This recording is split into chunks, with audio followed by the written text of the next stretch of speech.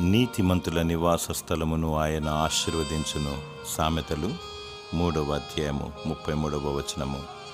నీతిమంతుడు లేడు, ఒక్కడును లేడు. అందరూ పాపము చేసి దేవుడు అనుగ్రహించు మహిమను పొందలేకపోతున్నారు.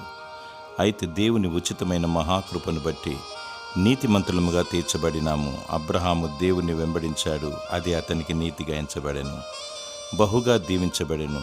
దేవుని దృష్టిలో నీతిమంతులైన ప్రతి ఒక్కరి నివాస స్థలమును ఆయన ఆశీర్వదిస్తాడు.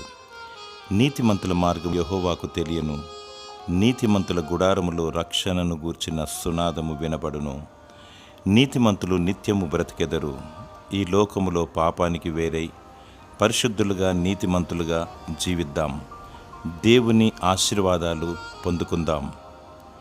దేవుడు నిన్ను నీ కుటుంబాన్ని దీవించునుగాక. ఆమేన్.